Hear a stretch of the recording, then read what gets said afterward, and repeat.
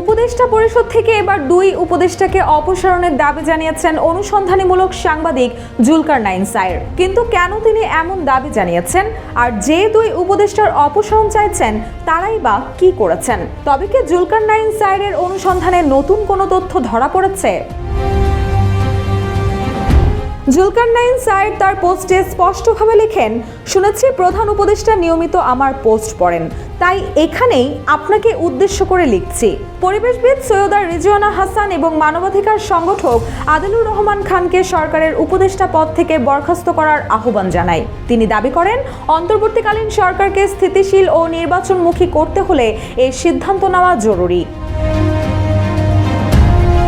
এছাড়া তিনি সরকারকে স্বরাষ্ট্র ও পররাষ্ট্র উপদেষ্টা পদে চৌকস দল এবং সকলের নিকট গ্রহণযোগ্য ব্যক্তিদের নিয়োগ দেওয়ার পরামর্শ দিয়েছেন। জুলকারনাইন সায়ের সতর্ক করে বলেন, দ্রুততার সাথে এই পরিবর্তন করতে ব্যর্থ হলে যমুনা রাইস কুকারে আছে 3-in-1 function. Jamuna rice cooker, smart রান্নায় আধুনিক জীবন। অন্তর্বর্তীকালীন সরকার এবং বাংলাদেশের সার্বভৌমত্ব গভীর হুমকির সম্মুখীন হতে পারে।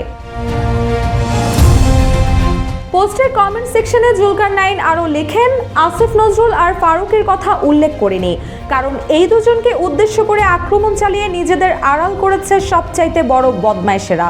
এই বদমাইশদের একটা চক্র আছে, যারা দেশে বিএনপি, আওয়ামী লীগ, জামায়াত সহ সকল দলকে সাইডলাইন করে একটি জঘন্য অবস্থা সৃষ্টি করে প্রতিবেশী রাষ্ট্রের হীন এজেন্ডা বাস্তবায়নের চক্রান্ত করছে।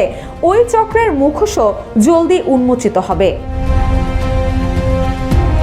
এদিকে আদিলুর রহমান খানের বোন তাসকিন ফাহমিনা তার ভাইয়ের পাশে দাঁড়িয়ে ফেসবুক পোস্টের মাধ্যমে প্রতিবাদ জানিয়েছেন। তিনি লিখেন, সবাইকে নিয়ে মানবাধিকার করার রেজাল্ট হলো রেজা তুলি সায়ের। ভিকটিম বা পরিবার দ্বিধাভক্ত, আর সব দোষ নন্দ ঘোষ আদিল ভাইয়ের।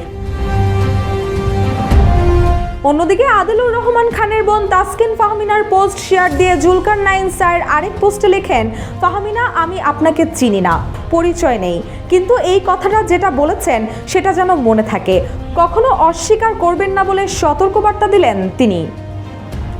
রুশা সুর, জয় জয় দিন।